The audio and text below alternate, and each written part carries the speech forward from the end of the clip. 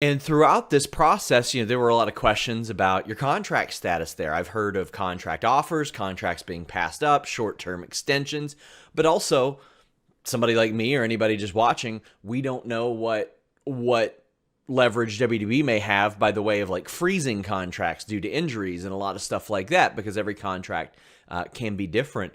How did that work, if you don't mind us telling? Because eventually you leave WWE, but I mean, there had been a lot of back and forth from what I understand about them trying to re-sign you and you being like, I don't know if this is the right deal for me.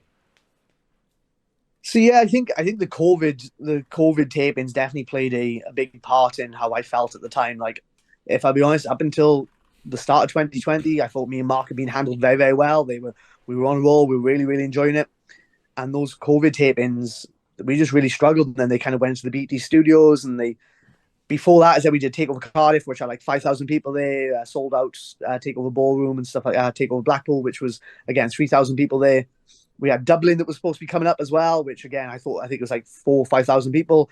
So these are really exciting things that we're again being in front of those crowds. As I said, the crowd liked us as well, so we were able to kind of tick off a lot and use that to our advantage. But those COVID tapings kind of really sapped a lot of energy and a lot of passion out of me, and it was nothing to do with WWE. It was just kind of the model in which we were presented after COVID, and I was just kind of at that point where I was like, man, I've been doing this now for a long time. I don't know if you could tell like other stuff was opening up and they were having bigger shows outside on the indies, and I was going, maybe I just kind of want to go out and do that. Maybe I want to see if I can find my love of it again, because almost a year we were wrestling in front of nobody or very small crowds, like 100 people and stuff like that.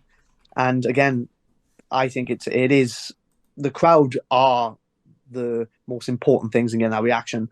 So yeah, my contract was up in April, and I had to really kind of think about it and be like, do I want to stay here? Is this model going to change? Can I stay here? Is it?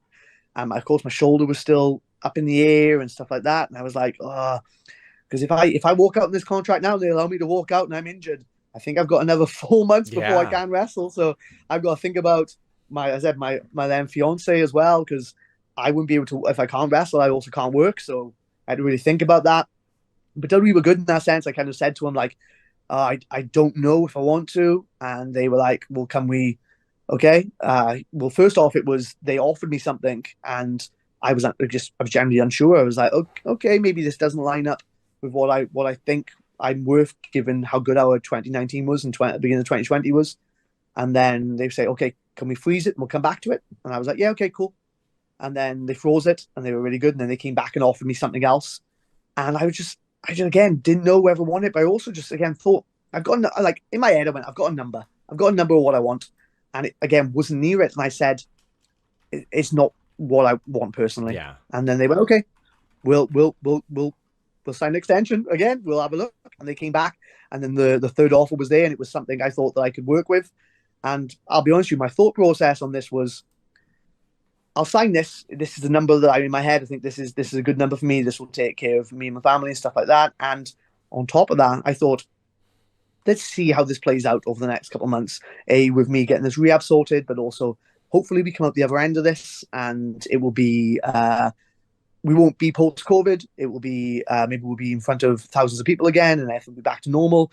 And I thought, well, if it's not, then maybe I can just kind of go, okay, I want my release, and we'll see Sure. what happens from there. I thought again, we'll ask and see what happens.